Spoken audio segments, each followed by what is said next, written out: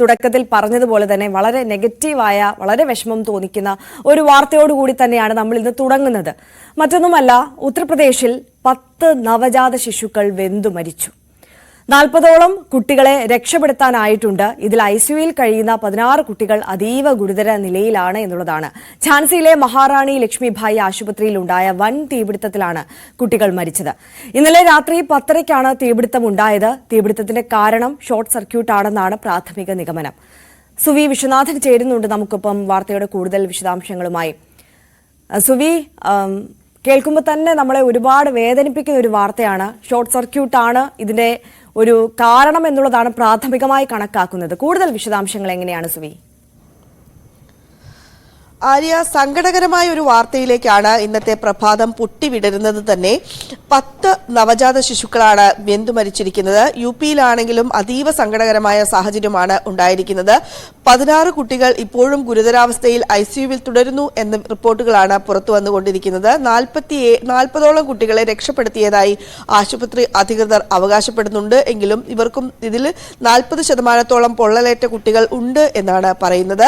ഝാൻസിയിലെ മഹാറാണി ലക്ഷ്മിഭായ് ആശുപത്രിയിലാണ് ഈ ഒരു ദുരന്തം സംഭവിച്ചിരിക്കുന്നത്. ഇന്നലെ രാത്രി 10:30യോടുകൂടിയാണ് ഉണ്ടായിരിക്കുന്നത്. മഹാറാണി ലക്ഷ്മിഭായ് ആശുപത്രിയിലെ നിയോനാറ്റൽ ഐസിയുവിലാണ് ഈ തീപിടുത്തം ഉണ്ടായിരിക്കുന്നത്. അതാണ് ഇത്രയധികം കുട്ടികളുടെ മരണത്തിന് ഇടയാക്കിയത് എന്ന വിവരമാണ് പുറത്തുവരുന്നത്.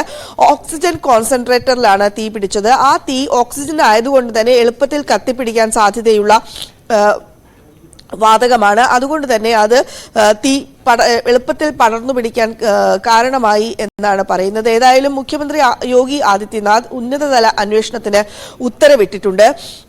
ഒപ്പം അതീവ ഹൃദയഭേദകമായ വാർത്തയെന്ന അദ്ദേഹത്തിന്റെ പ്രതികരണവും ഉണ്ടായിട്ടുണ്ട്. വലിയ തോതിലുള്ള പ്രതികരണമാണ് ഇതിന്റെ ഭാഗമായി ഉണ്ടാകുന്നത്. നമുക്കറിയാം, ഇടയ്ക്കിടെ ഇത്തരത്തിലുള്ള സംഭവങ്ങൾ യുപിയിൽ ഉണ്ടാകാറുണ്ട്. ഒപ്പം നമുക്കറിയാൻ സാധിക്കുന്നത് ഷോർട്ട് സർക്യൂട്ടാണ് ഈ ഇത്തരത്തിൽ തീപിടുത്തം ഉണ്ടാകാനുള്ള പ്രാഥമികമായ ഷോർട്ട് സർക്യൂട്ടാണ് ഈ തീപിടുത്തം ഉണ്ടാകാനുള്ള കാരണമെന്നാണ് പ്രാഥമികമായ ഒരു വിലയിരുത്തൽ.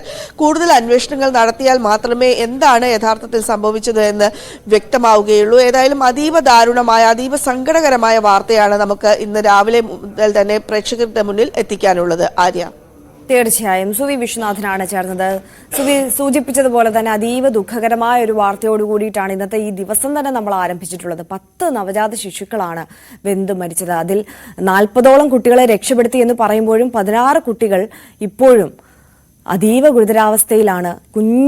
അതായത് നവജാത ശിശുക്കൾ എന്ന് പറയുമ്പോൾ നമുക്കറിയാം, അവർ ഇപ്പോൾ അനുഭവിക്കുന്ന വേദനകളിൽ കൂടിയൊക്കെ നമ്മൾ ഈ വാർത്ത കേൾക്കുമ്പോൾ നമ്മൾ കൂടി കടന്നു പോകുന്ന സാഹചര്യമാണ്.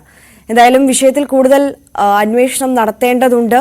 കൂടുതൽ റിപ്പോർട്ടുകളൊക്കെ പുറത്തു വരേണ്ടതുമുണ്ട്.